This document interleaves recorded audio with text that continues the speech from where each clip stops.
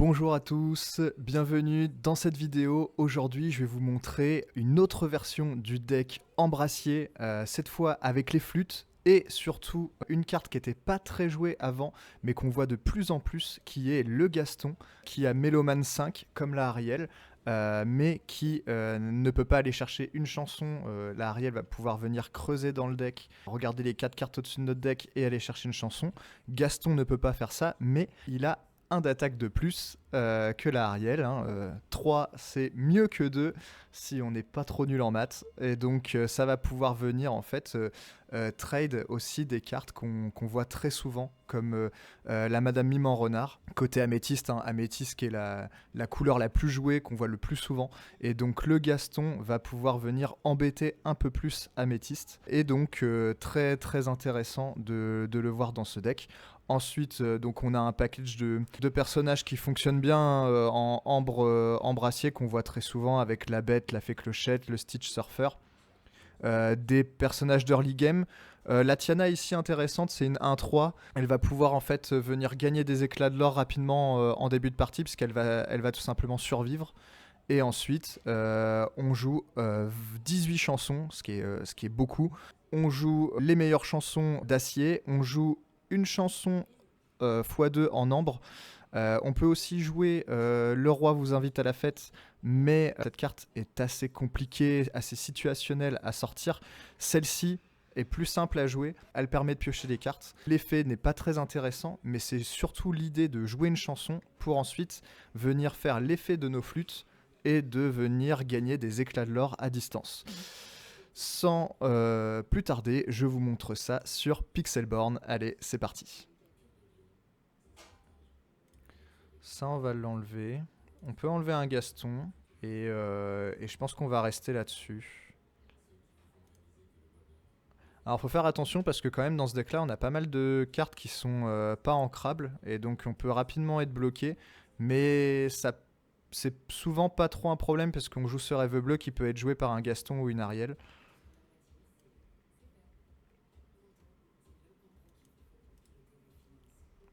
Voilà. En tout cas, c'est un deck qui est super agréable à jouer parce qu'on a toujours plein d'actions à faire. On joue pas qu'une carte par tour. Là, on épuise nos personnages pour jouer nos chansons. On a pas mal du coup d'actions à jouer en plus de nos personnages. Donc vraiment, c'est plutôt sympa. On va jouer une flûte. Comme ça, elle est déjà en position. Et soit on jouera Perdu dans l'hiver ou Gaston au prochain tour. Ou Ariel. Gaston ou Ariel? Plutôt le Gaston parce que j'ai déjà ce Rêve Bleu. La Ariel, j'ai pas trop envie d'aller chercher d'autres cartes. Ah, par contre, c'est dommage avec la Madame Mime là. Je pense qu'on va jouer cette carte là.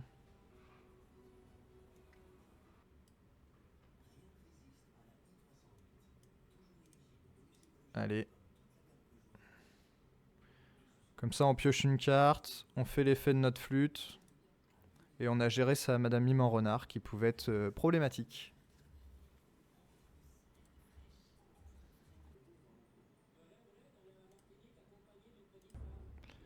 J'avais oublié d'activer le son du jeu, je vais vous le mettre. Ce sera plus agréable. Est-ce qu'on joue une flûte maintenant ? Je pense que le mieux, ça va être de jouer Ariel. Ou Gaston. Ariel. Ah, je sais pas.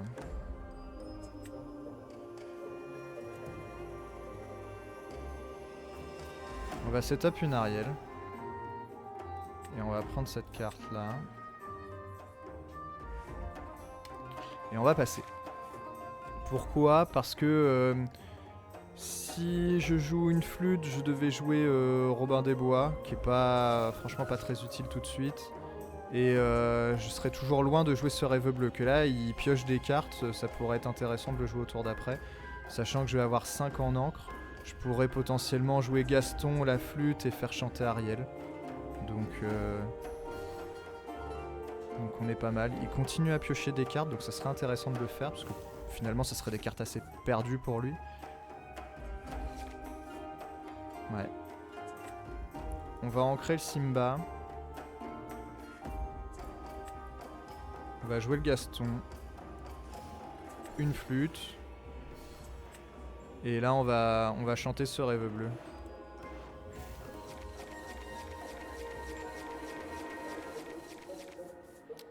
Et là, on gagne 2 éclats de l'or avec nos flûtes.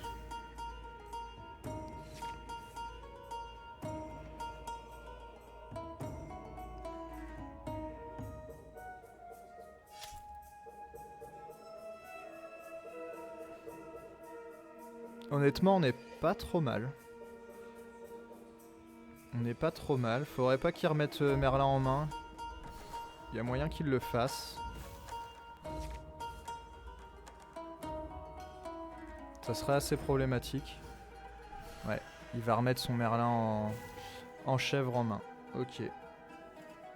C'est dommage. Je pense que le Robin des Bois est pas mal.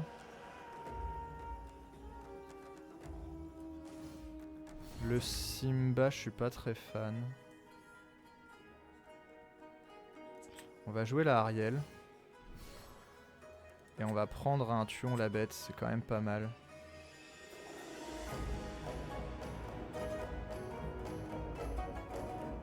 Et je pense qu'on va le jouer.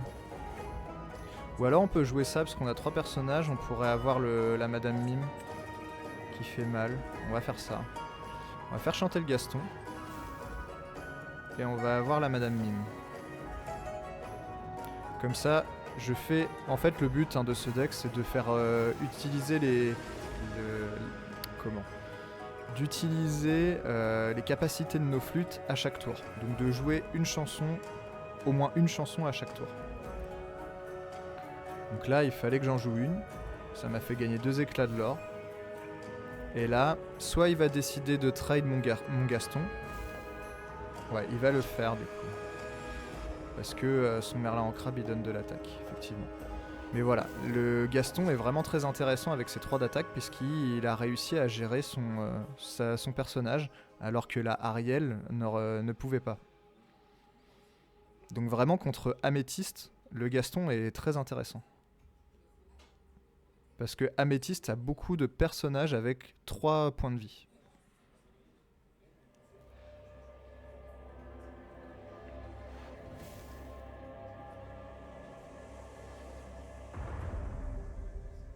Est-ce qu'il va jouer un autre personnage? Il a beaucoup de cartes en main. Je pourrais vider ma main et jouer ce rêve bleu. Après, le problème, c'est que je peux chanter qu'une chanson avec Ariel. J'ai plus mon Gaston. Et Tuons la Bête peut être très intéressant pour gérer son board.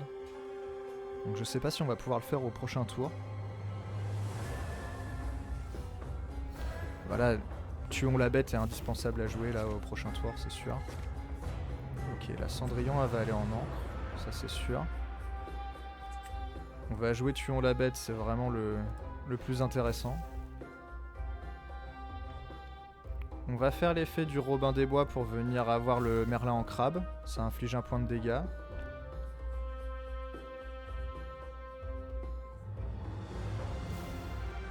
Ok. On fait l'effet de nos flûtes. Et là la question c'est... Soit on joue la bête. Mais je sais pas. Soit on joue ce rêve bleu, parce qu'il a quand même beaucoup de cartes en main. 1, 2, 3, 4, 5, 6, 7, 8. Ça lui ferait perdre une carte. Enfin, quoique, il serait... Ouais, ça lui fait perdre une carte. Sachant que si je mets la bête, il va jouer Soyez prête.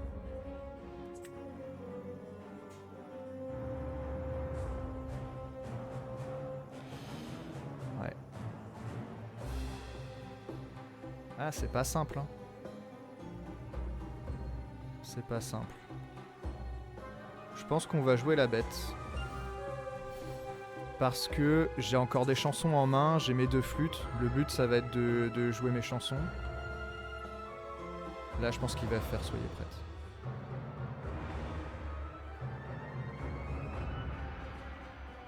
Ouais, c'était sûr.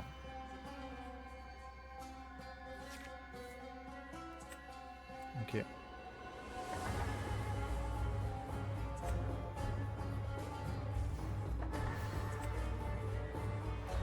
coup, on lui vide sa main. Il repioche cette carte, mais nous aussi. Et là, on fait l'effet de nos flûtes, on gagne des éclats de l'or à distance. On a une troisième flûte qui arrive. On a les Stitch Surfer qui peuvent nous faire piocher des cartes aussi. Et on a une chanson en main. Ah, par contre ça c'est vraiment problématique. Ça c'est vraiment embêtant. Il nous fait perdre des éclats de l'or. Et il pourra potentiellement la remettre en main. Donc ça c'est vraiment embêtant. Ça je risque pas de le jouer.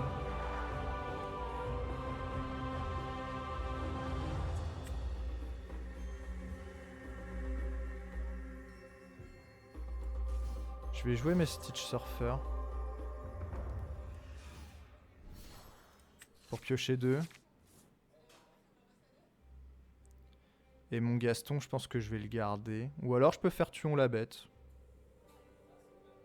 Ça fait quoi ça? Il a moins 1 d'attaque. Si je fais Tuon la bête, je lui mets 2. C'est pas fou. Mais ça me fait gagner 2 éclats de l'or. On va passer. On va le garder en main pour voir ce qu'il peut jouer après. Le problème de Ursula, c'est qu'il peut la renvoyer en main et refaire son effet.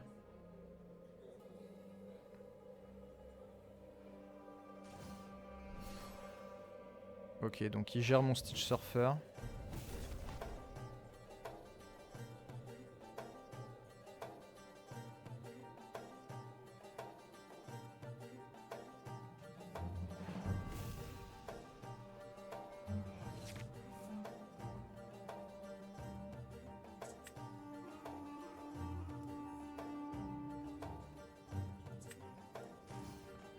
On va essayer de piocher des cartes.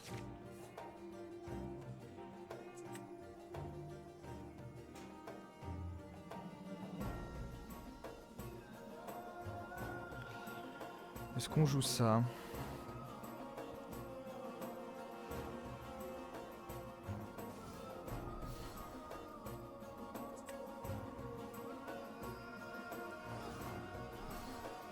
Est-ce qu'on joue une chanson? Si on joue une chanson... Parce que là, ça on pourrait faire chanter avec le Gaston. Mais ça me donnerait pas grand chose.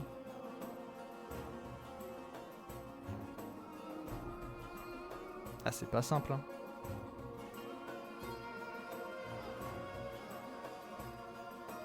Une, 2, 3, 4, 5, 6, 7, 8. Non, ça suffit pas. On va gérer son Olaf. C'est pas grand chose, mais bon. Ah, c'est pas simple, hein. Après, ce deck là, comme je disais, cette version là s'en sort mieux contre justement Ruby Améthyste. Après, Ruby Améthyste reste toujours le deck dominant, hein. Vraiment le tier 1 aujourd'hui de l'Orcana, c'est ce deck. Donc assez difficile de s'en sortir quand même.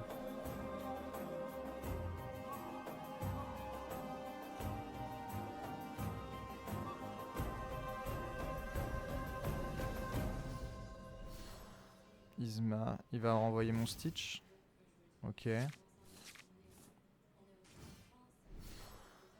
Ok.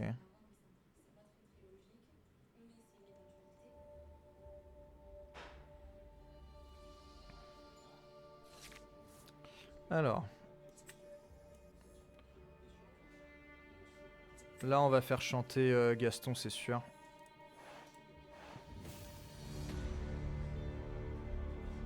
Après. On va mettre la fée clochette. Comme ça, il y a sa mini qui s'en va.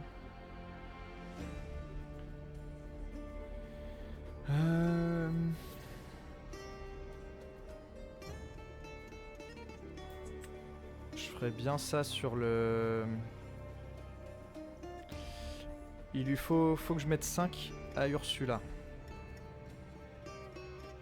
Lui, il met 3. mais ça suffit pas.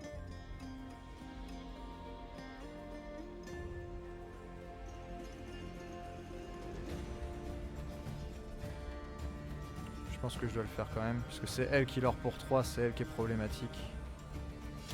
On va faire ça.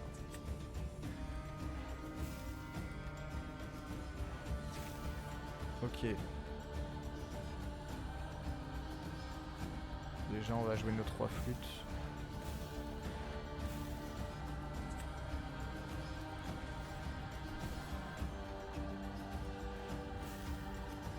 Ok. Donc c'est pas simple. Il peut gagner 4, il serait à 18. Je pense que c'est perdu. Mais on sait jamais. Si je gère pas trop mon board, j'ai quand même une chanson avec 3 flûtes. On peut faire des choses.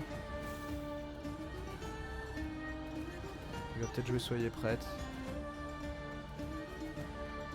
Ce qui se comprendrait.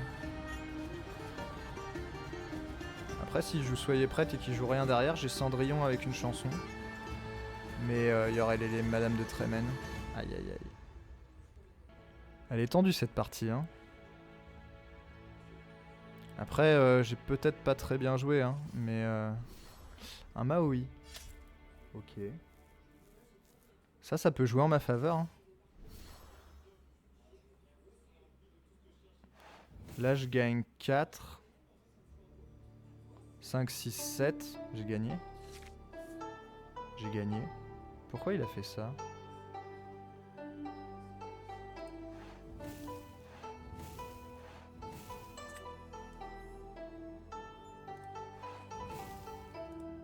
Ok. Bah écoutez, je pense qu'il a, lui de son côté, a mal joué. Parce que du coup, je gagne avec mes flûtes. Super.